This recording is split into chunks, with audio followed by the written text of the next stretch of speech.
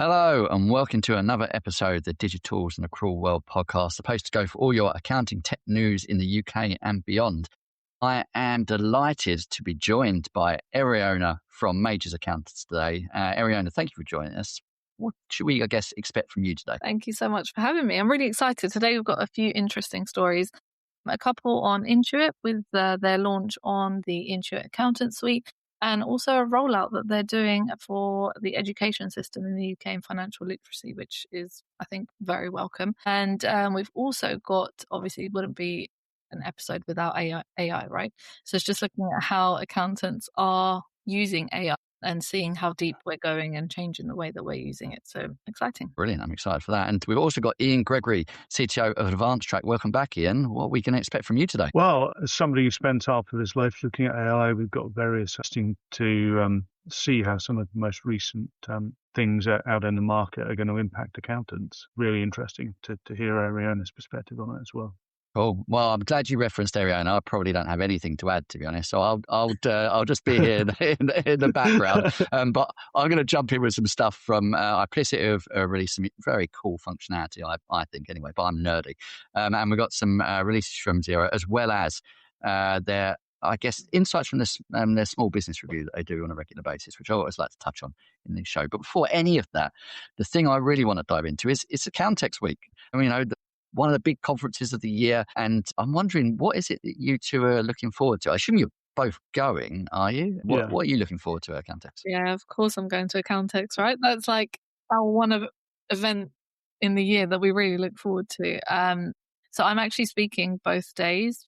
The first day I'll be speaking with ACCA and some of their trends that they've noticed in the workforce and what that looks like for our profession. And second day, I will be with Access talking about AI, what it actually means and how we should be using it. So there isn't this hype about just it's great for marketing, but how can we actually make real use out of it to get benefits? But apart from that, I guess it's going to be catching up with everyone. It always feels like this period, we see people every day and then we go through the rest of the year not seeing them. So it's been a while since we've seen everyone, but also just going to see what else is out there in terms of tech and those that we already work with, just seeing what they've come out with and what we need to be aware of that we may not necessarily have noticed because not everyone chats about their releases, right? Unless you're watching this podcast and you'll be able to. But yeah, I think it's a great time to catch up with everyone. Yeah, no, it is. And if anyone is going to Accountex, as this to show, strongly encourage you to go to the after party between both days. And the reason for that is you get to have conversations, more real conversations with people out there, not only your peers, but also the vendors. And if you are going to be there for a few days, it's probably something they should be going to on the day before, isn't there? Yeah, I've got a really busy week. We've got the Advancetrack conference on Tuesday, which I'm speaking at. So I've been busy prepping all my slides for that. So that's been keeping me busy. And then we've got Accountex as well. So we've got quite a big stand, and I'll be on it answering questions from customers and potential customers and seeing all the people I haven't seen since the last big show. Yeah, so they don't roll me out very often these days. We get to experience you in person, Ian. It's brilliant. Yeah, it's always an exhausting couple of days or 3 days for you, but I do find we come out with lots of ideas, lots of insights, and lots of things we can take forward. And there's a few vendors that I've been keeping an eye on over the past year or so, and I know is going to be at Accountex. So I just want to give them a bit of a shout out. So you've got Acting Office, the stand 1550, I believe, which I think is kind of back right near the App Advisory Plus stage. And they're trying to make this huge difference in the practice management space, be that kind of all encompassing thing that handles task management, practice management, and compliance as well. So if you're a practice going through or wanting to experience change and trying to find that thing that does everything, they're definitely worth a chat with. You've got Artifact AI, which is one of those new AI power kind of document management and ledger-based systems. And they're at stand 1080. I've not really seen them at many conferences. So although they've been around, I think they launched last year. This might be one of the first big ones they've been to. And they're back middle, so it might be worth checking them out. You've got Sweet Files, who I know have been in this space for what feels like forever, been pretty dormant, pretty quiet. But I know they've been doing some crazy amounts of releases over the last few months, and they're going to be stand 931 in the front middle. And then finally, an interesting one for me, because I'm nerdy and like all the sector-based tech, is Fishbowl at stand 565, which is on the edge of that new FD area, which from what I can tell is a different coloured floor. So it's the orange coloured floor. That's how I'd define that. It's kind of on the left-hand side in the middle. And if you've not come across Fishbowl before, they're an inventory and manufacturing software for businesses that have kind of outgrown that traditional spreadsheets and kind of bolted add-ons, but they're not full ERPs. You're not kind of going fully in on them. And they've been around for 25 years, kind of building this in the US, and then 15 years in Australia, and they're now properly come over to the UK. And the reason I like them is, I guess, the inventory manufacturing space feels like it's gone a bit stale in the UK for a while. And they're, I feel, going to come over and kind of reinvigorate, refresh it. And although I guess their backgrounds in desktop software, they're now really developing and pushing forward in the cloud. And they've had quite an embedded cloud inventory system for a while that's now kind of bringing across a lot of their manufacturing operations. And their manufacturing operations are really strong in depth, from my understanding, with stage builds, or sub-assemblies, build component swaps, and other brilliant things that I can never remember the details of. But the other thing that I think stands them out is they can do FIFO, LIFO, and average-based costing. And as you can tell, I'm a nerd in this because I'm getting into the detail there. But it's just rare. It's rare to kind of find systems that do that. So yeah, I think it's definitely worth kind of exploring them and giving it a look if you're trying to find an inventory or manufacturing based tool. That's Accountex. That's what I think you should experience if you go there. You've got a little bit of insights into what we're going to be covering. On that note, we should probably jump into app news. Listen, if your clients are still drowning in manual HR and payroll admin, you need to tell them about Employment Hero. It's an AI-powered platform that actually takes action. Automated candidate screening, smart payroll, real-time compliance updates, the works. HR, recruitment, payroll, and benefits all in one place. And here's the bit you'll love. It integrates with your accounting software, so no more chasing down payroll data. Your clients and their team get time back. You get clean data. Everyone wins. Head to employmenthero.co.uk to see why thousands of UK businesses and bureaus have already made the switch. I am kicking off app news this week, and I've got a little thing from iplicit. I say a little thing. I think it's actually quite a big thing. Essentially, what they've released is AI Detect. Now, this doesn't, from I guess the name, doesn't really give you much of an insight into what it is. But essentially, this is what I class as real-time fraud detection inside your finance system. So it is going through and looking for any anomalies, anything that is out of the ordinary, and also picking up anything where I guess the system is thinking, this is not what we would expect at this time, and then bring it to the fore. So if you do something, for example, outside of business hours, when you normally operate, something's happening in the system, it's going to pick that up and bring that to the FD or whoever you kind of nominated for this to go, this is an odd transaction. What should you do with this? Is it something that is completely expected because you were working at one, or is it something where someone has hacked your machine and trying to do something like that it shouldn't be doing? So the whole point of this is in two ways. It's to help detect fraud and identify and put to the fore high-risk items. It's also helped to reduce errors. Like if someone posted something somewhere they shouldn't do, that's probably a bit more expected, something we've seen in some finance systems. But the AI Detect as a whole, I feel, is the core of something that could be much bigger, something where we can start broadening into proper real-time audit that we've not experienced, not come across, not even dreamt of before. And I'm really excited to see how this evolves over the coming months and years.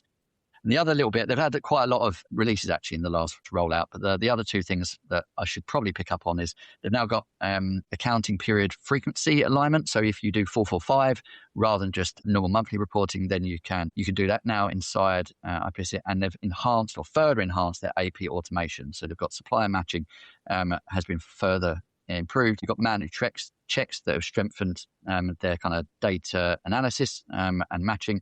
And they've now got a new option where they've added the ability for legal entities to be flagged if they're not registered for VAT. So that ability automatically, when it's detected that legal entity, to go, we are not extracting VAT off this document, and we're putting the right tax band against it. So yeah, it feels like some big releases from iplicit.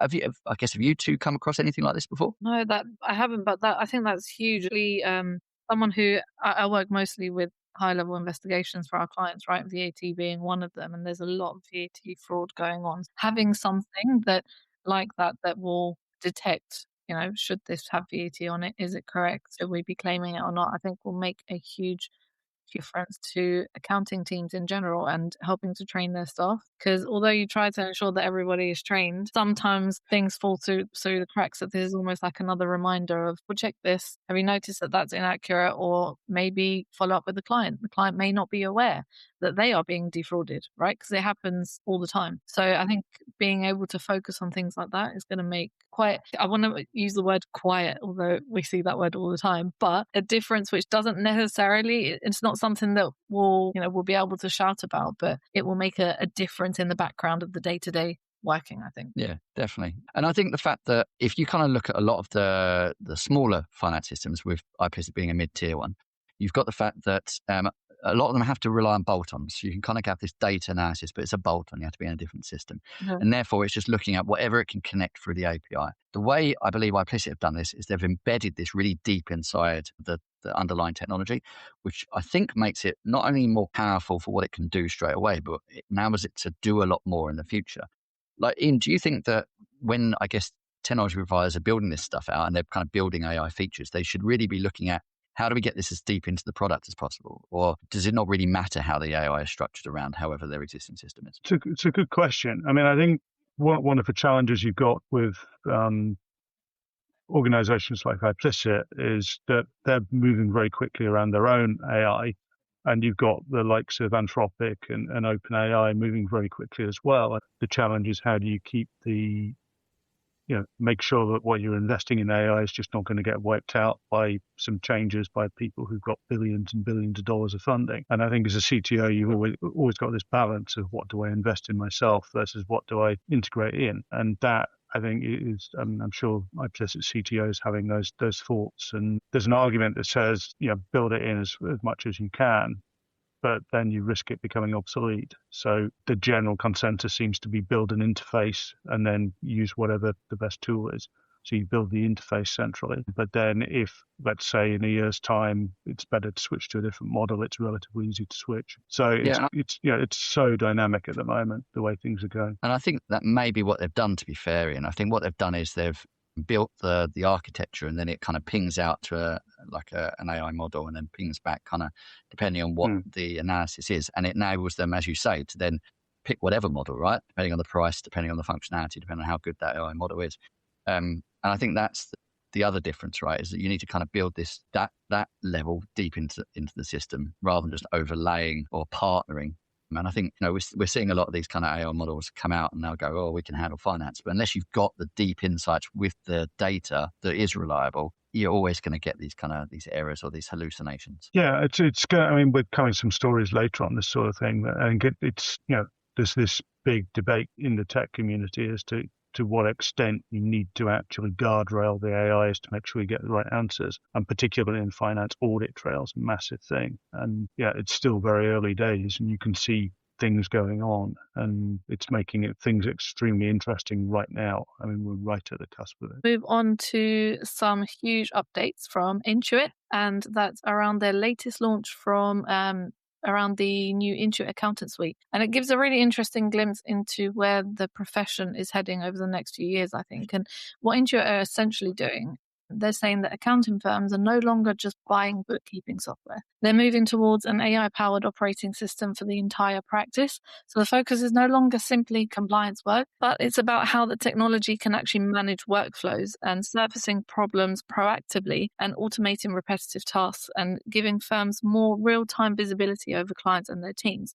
So some of the new features are quite significant. For example, the new system can now proactively alert firms if there is a bank feed which may disconnect, for example, or a third-party integration which has failed before finding out at the end of the month or end of the quarter, whenever it is that you're working with that client.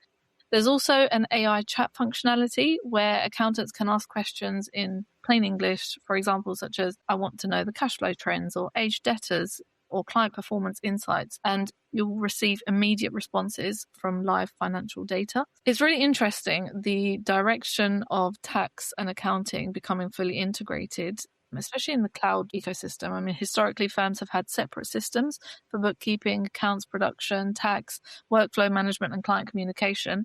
But what Intuit are trying to do is to centralize that and bring it all into this one ecosystem where firms can manage everything from one dashboard. But I think the bigger conversation here is what it means for accountants themselves, because AI is clearly no longer positioned as just an assistant tool. It's starting to become a digital team member. And Intuit even describes these AI agents as acting like a virtual team, handling workflows, reconciliations, reporting, and operational tasks. And for firms that I think embrace this properly, it does create huge opportunities because there'll be less time spent on manual admin, which means more time spent on advisory, strategy, client relationships, and helping businesses make those decisions in real time. But at the same time, it also raises the pressure on firms that are still heavily reliant on traditional manual processes. And perhaps the clearest sign of where the market is heading is that Intuit has confirmed that the QuickBooks Online Accountant will actually sunset in December of this year, and they're encouraging firms to move over and migrate to the new AI platform. So overall, it's not just a product update, but it's another signal that the accounting industry, I think, is moving rapidly towards AI augmented firms, and it's where technology handles much of the operational heavy lifting, and accountants increasingly have to become strategic advisors rather than just compliance processors. So I've been playing around with this myself for the last few weeks. One thing I will say, it does look really interesting. It does look like it will be able to provide a lot of insight. The only thing is, from practice, a lot of accountants who use the Intuit platforms, when they set up their own profile, if they're using QuickBooks, for example, to process their own books, they set up a license as a client, not with the QuickBooks Online Accountant, which was supposed to give you more insight and you'd get that free license and so on. So it's going to be a little bit difficult for those that have migrated, but actually their old platform was empty anyway because they never used it. They had their own firm within the client list. So it's going to require, I think, a little bit of help from Intuit to bring all of those accounting firms onto this to actually make good use of it. This is something we actually discussed at one of the accountants councils when they told us that this is the direction they were going in, and we were like, yeah, it looks great. The only problem is, how can we migrate onto that to actually make real use of it? And I think this is where the majority lie. So does that mean it's in the UK now, that people can use it now? So I think it officially launches in May. I don't know whether everyone has been given access to it. We have had access to it.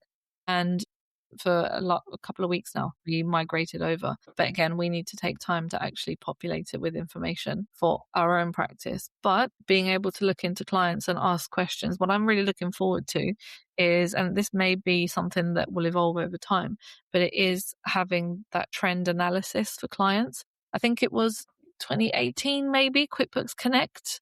They had Sazan, who's the now CEO, and they played a video of what QuickBooks will look like in the future. And in that, it was exactly kind of what we're starting to see now, that you could just ask the system, I want to know what's the latest trends in this industry, for example. If you have clients in different industries, then you're able to benchmark a client against other clients in that industry, in the client base.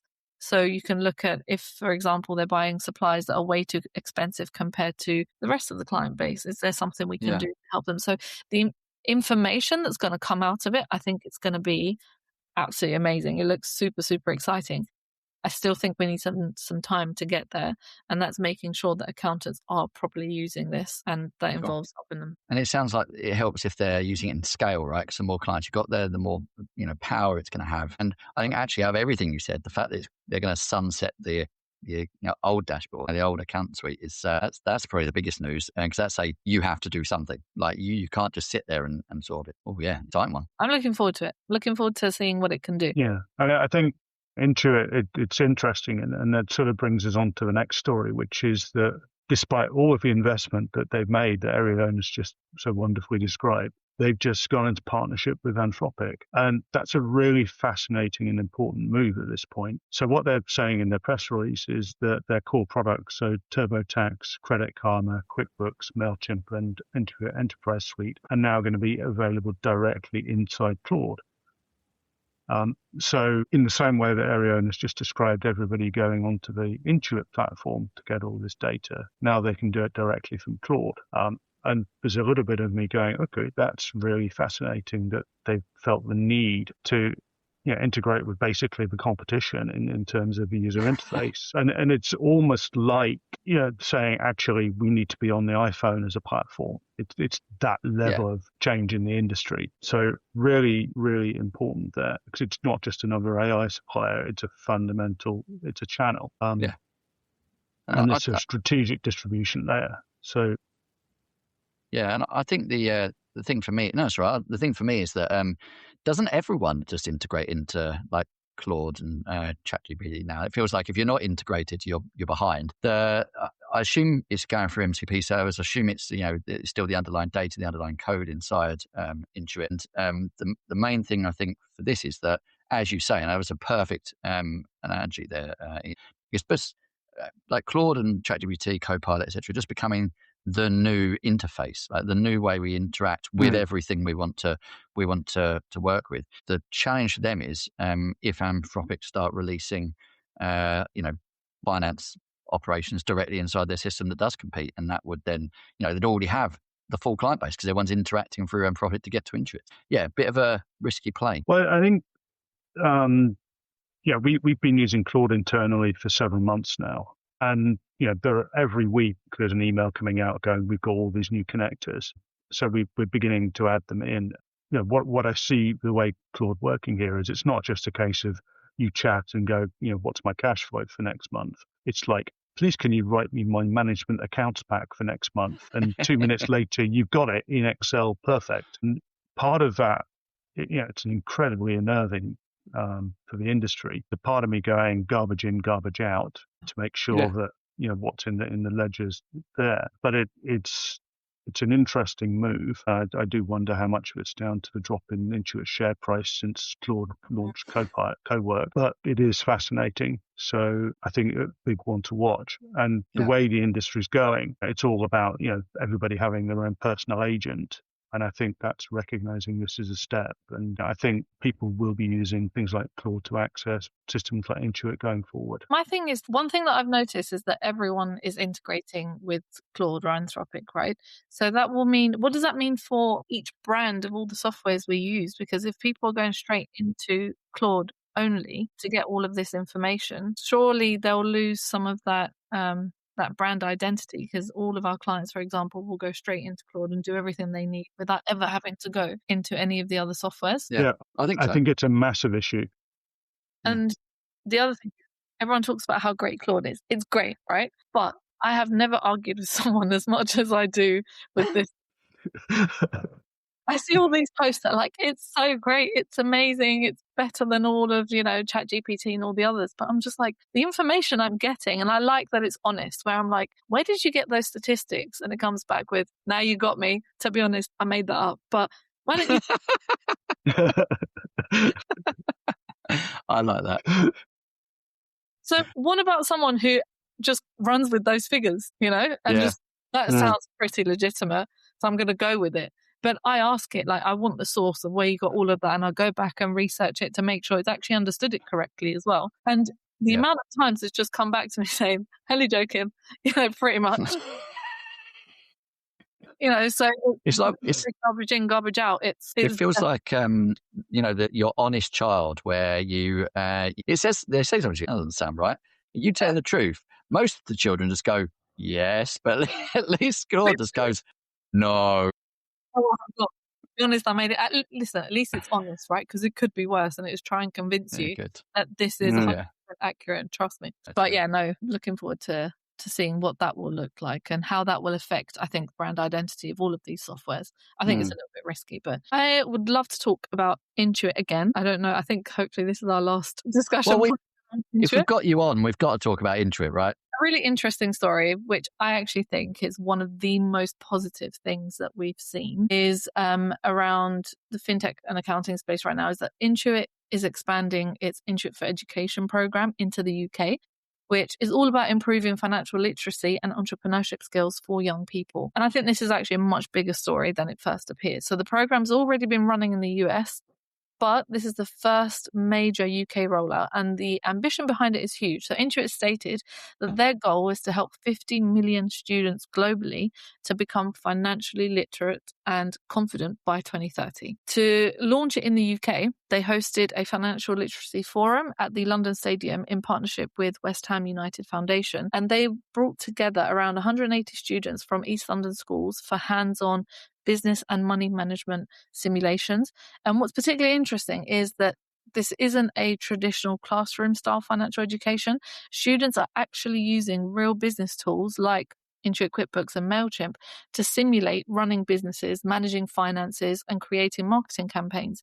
And the timing of this, I think, is really important because statistics behind it are quite alarming. According to the research in the announcement, only about 26% of young adults in the UK say they receive financial education in school, despite nearly 60% expressing interest in owning a business one day. So I think this reflects a much wider shift happening in fintech and accounting. We're starting to see financial literacy move from being seen as a nice to have to being treated as an essential life skill, almost like digital literacy. Because whether someone becomes an entrepreneur, a freelancer, a landlord, content creator, or employee, understanding money, tax, and budgeting and cash flow is now fundamental.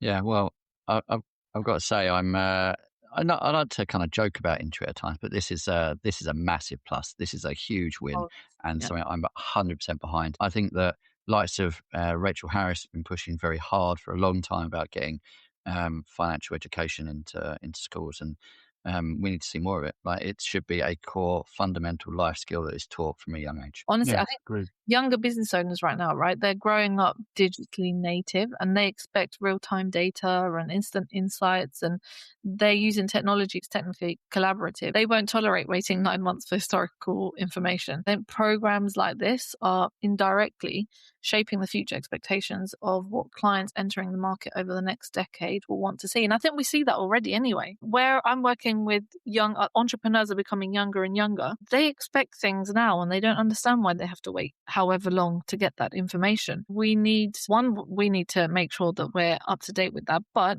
if a lot of them are understanding financial literacy, they might have more knowledge on how that works in terms of a business as well for the future. So that when they interact with accountants, it comes from a different stance. They understand a lot more. And hopefully those that maybe take an interest will actually think about coming into the profession because, that's dwindling. So hopefully this will be something that helps to kickstart that interest, because the profession has changed so much, right? It's not what it used to be. I think it's actually really interesting with all the tech.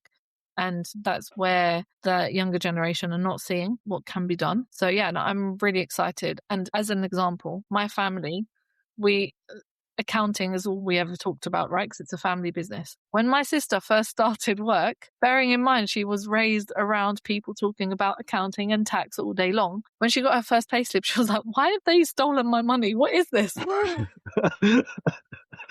And she's someone who has heard that her whole life. What about those who haven't?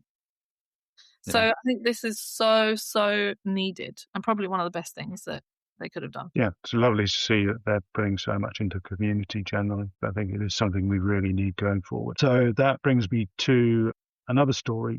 Again, we're back to AI, I'm afraid. So this sounds really technical, and it's about API limits, data egress, and integration benchmarks. But really, it's much, much bigger than that. So a company called Fivetran, who are an integration provider, have published a new benchmark looking at how easily businesses can move data out of major SaaS platforms. And some big names score really badly. So Workday, Rippling, Slack get called out on egress fees, and we saw Xero take some heat on this too previously. And the timing's important because every software company is suddenly talking about AI agents, as we were a few minutes ago. But the agents are only useful if they can actually access the data across payroll, across HR, across messaging, across sales, across operations. And what seems to be happening is the vendors are making it harder. So they're making it harder by charging money to get the egress. They're controlling the number of times you can ask for data in a given minute.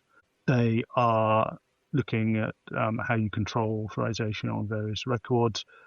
And we've sort of got two camps here. We've got the legacy vendors like Intuit and Xero who are trying to make it harder because they've got this really valuable data and they want to get it. And on the other hand, you've got the people who want it. It sounds like Fivetran are perhaps one of those. And they're basically saying, well, we want you to be able to use AI with all of your data. And the vendors are going, no, actually, let's We want you to be on our platform. So it comes back to this argument around who owns the ownership of the AI. So it's another part of that interesting. And I think it's going to be really fascinating to see how that pans out in terms of the power between the people who want access to the data and the people who've got it.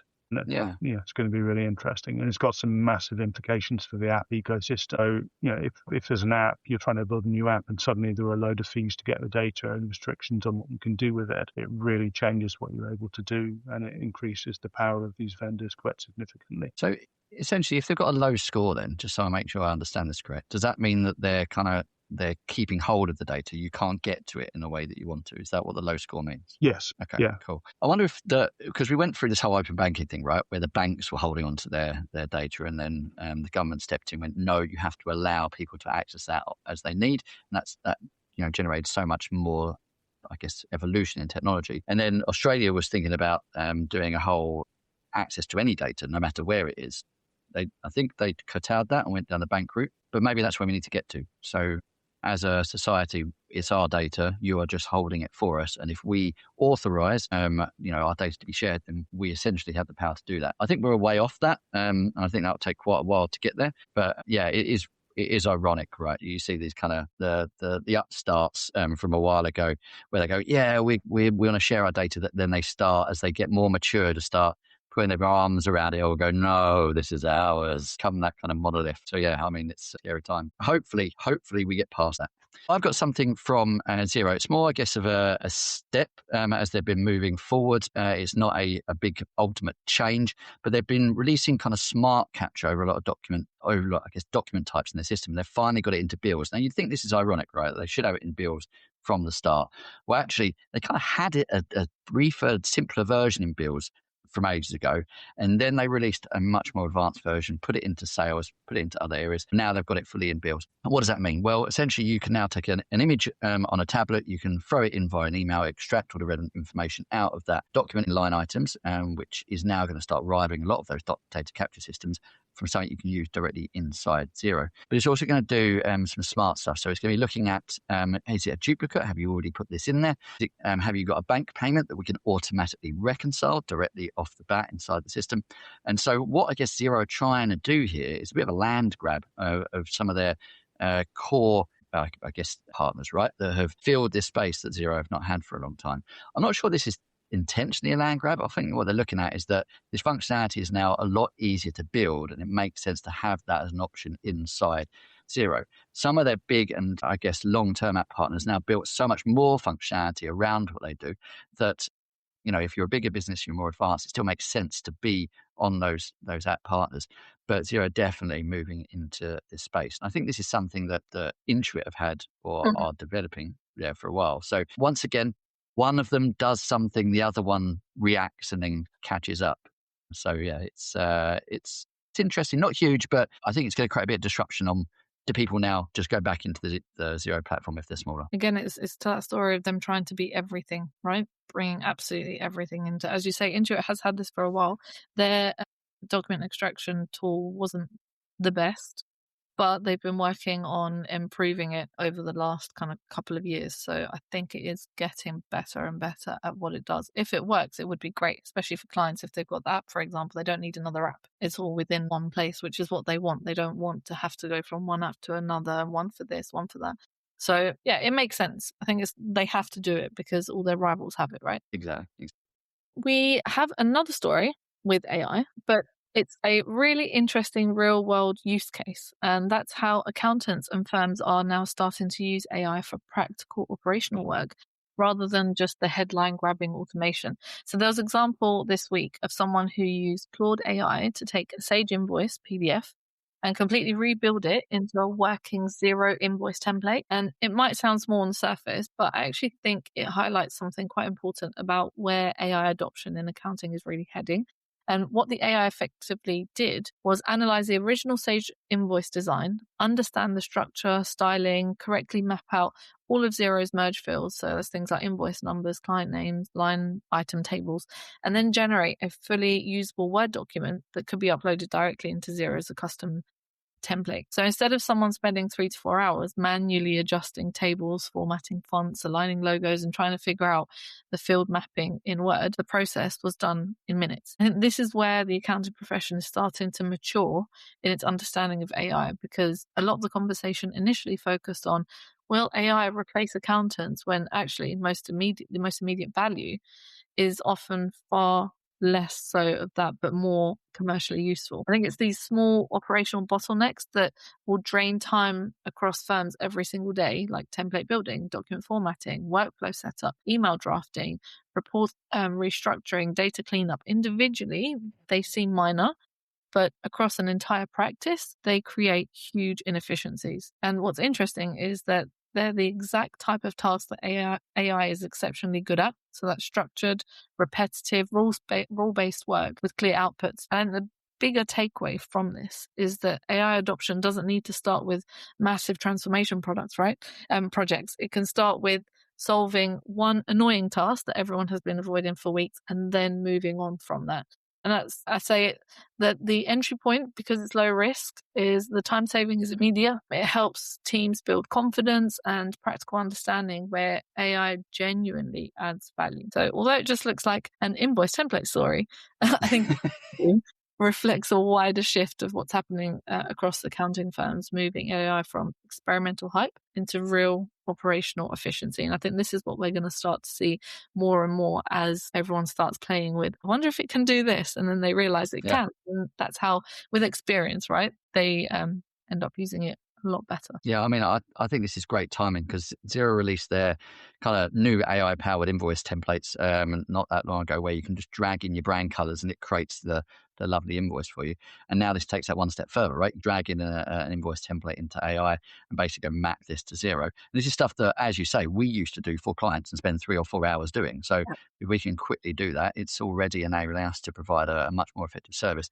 And we at Digital Disruptors do exactly what you say. We essentially take transcripts from meetings we have, we throw it into AI with a report template, and it writes a report that is far better than I could do and would take me hours to do. So this is the exact thing that firms should be doing. I mean, if you are report writing and you're doing it manually still, you're in the dark ages. Yeah, I think another thing just to add there is that the AI is the change with agentic AI is, instead of just prompting at once, you can design. So, for example, in Claude, it's known as a skill, basically a script that says this is how you do it, and then you can repeat it over and over again very consistently. So one of the first things I did with Claude was to automate my vendor due diligence process. So whenever we use a piece of software, I have to go out and vet it, and I just got it to do that, and it comes up with a nice Excel sheet, and it just does it very consistently over and over again. And that saves me hours, but it's actually quite a tangential thing to the core of our business, but massive time saver. That's good. And talking of security, that brings me on to the next topic, which is about passwords. Woo! So as a CTO, I spend an awful lot of my time thinking about passwords. What a fun pastime you have, Ian. What a fun pastime.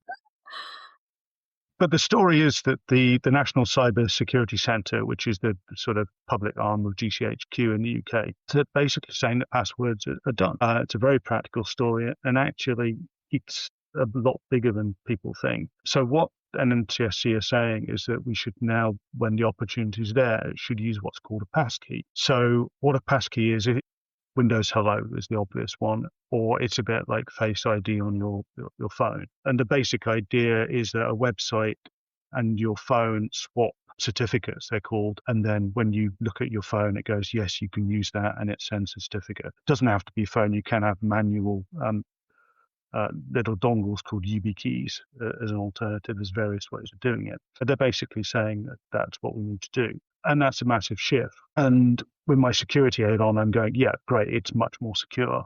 And then on the other side, I'm thinking, well, actually, it's only secure if you delete the password option. That's true.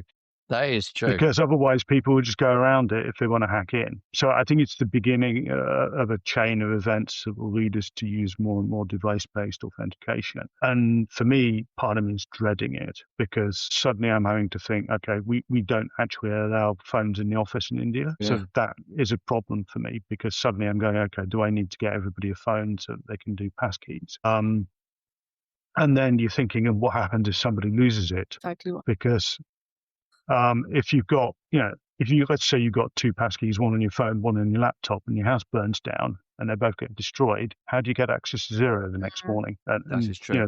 These are the sort of things we need to think about. So I think it's a massive change over the next few months. And it's not just how do we make it more secure, but you also have to begin to think about things like business continuity much more carefully.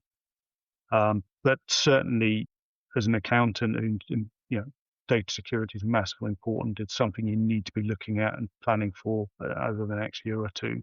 Really, the sooner the better. Yeah, I think from my end, I agree with. Well, yeah, from my end, I agree with you. I think that it all works perfectly when the tech works, but then when you lose something, it's like two-factor authentication with Xero. The amount of times I get called from a client, I've lost my phone. I'm like, great, okay, well, what? Like, did you put in the backup? No. Oh, okay. Well, now you got to contact like Xero directly, and then they're going to have to go through and kind of go through these questions and answer you to verify it's who you are. Like, can't you just reset the password? No, that's the security. I can't go in and reset your password. That's not what I can do. So yeah, it's one of those things where it's brilliant when it works. When it's not, because it's so locked down, so secure, it's really hard to unwind that. But we have to move the times. There just needs to be a backup that isn't password. So I agree with you on that. But I'm gonna wrap up the app news this week with some insights from the Small Business Review from Xero. And essentially, they've been looking at, well, what's the impact of the petrol and gas prices impacting trade around the world. And if you've not heard us talk about this before, essentially they look at the main markets that they're in.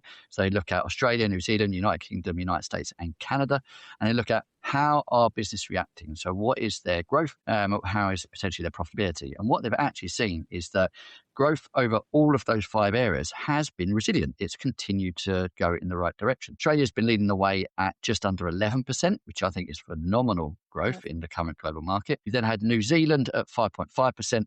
I don't know why, with their geography so close, one is not doing about half as well as the other one. Sorry, then you've got the UK at 5%, so we're middle of the road, just where we like to be, boring Britain. And then you've got the United States on 3.6% and Canada on a low 1%, a whole 10% behind Australia for Canada. I guess they are feeling the impacts of the fuel crisis, which is ironic considering that they have got fuel everywhere in Canada. So that is an odd one. Yeah, I mean, the main things on this is that how are the businesses handling, I guess, that upheaval in costs? And it looks like most businesses are still kind of pushing that onto their customer. They've still got the ability to do that. They're still showing that growth. So even if the prices are going up, the sales aren't dipping, which I think is a very good outcome over what we thought would be a bit of a crash. Now, it could just be timing. It could be that we're seeing a lag before we see a dip. But let's all feel positive for once and say, no, we're doing well as an economy, and we're gonna continue to not only, I guess, hit the levels we had before, but accelerate. Yeah. Let's go with that. No, to be honest, well, like we've got clients in the construction sector and high-end restaurants, both of which are affected. Construction because they're getting materials, that there's delays of them coming from abroad, and prices have increased because of everything that's going on. But they're still, for some reason, and it was the same thing in the pandemic as well, that industry just was super resilient and just powered through all of it. But obviously that has meant that, as you've mentioned, that the costs have been passed on to customers and they're paying it. And same with restaurants, what they've done, because their heating and energy bills have gone through the roof, they've also managed to increase their prices slightly. It may only be £1 per dish, for example, but it has made a huge difference. And for customers, £1 per dish is not making a huge difference for them, but at scale, if anything, they've been more profitable, even though they've had higher costs, which I think goes to show more around what we should be doing with pricing anyway, increasing generally every year. But so far, I think we've been pretty resilient. But I agree with you. I wonder whether that is just because of the dip, as in we haven't seen the dip yet, and it will be a lag, and then there'll be loads of news around, oh my gosh, this is what's happening. We're not doing well, effects of everything that's going on. But yeah, so far, so good. Yeah, and to be fair to Xero, they did say it's not shown the impact yet. The big word yet. And I think you're right. I think actually you did a perfect example of the restaurant, right? You go and if you're a customer and you maybe go out for a meal once every 3 months or something, depending on how affluent you are. And you go for a meal and then you're like, oh, actually this is a bit pricier, but you don't just walk out the restaurant. You found that at the end of your meal. And then maybe you'll consider, maybe I won't go in 3 months' time, I'll go in 5, 6 months' time. So that lag then comes in, right, between when you felt the impact as a customer and you don't spend. So yeah, I think you're right. It's going to have an impact. We can't absorb it forever. And let's just hope that people stop invading people. That would be quite nice, wouldn't it? Very nice. Well, on that amazingly buoyant and happy note, let's bring this podcast to a close. Thank you so much, Eriona and Ian, for joining us today and contributing. It's been a pleasure having you on. Thank you so much. I had a great time. Thank you. Yeah, and if you are going to Accountex, please come and say hello. Ian will be on the Advancetrack stand. Where are you speaking, Eriona? Day 1 on the ACCA stand, and day 2, good question, I don't remember where it is, but it's with Access. Just look for Eriona. The whole map as well as you have, right? That is fair. And I'll be at the back right-hand corner on the app advisory stage and stand helping them out. And as I said, if you get the chance to check out Sweet Files, Artifact AI, Acting Office, Fishbowl, and of course, Advancetrack and Intuit through yourself, Eriona, then please do. And if you haven't already had a look at this, please do nominate your entries for the Digital Disruptor Awards and save the date. We'd love to see you on the day before Accountex North later in the year. Thanks so much for listening.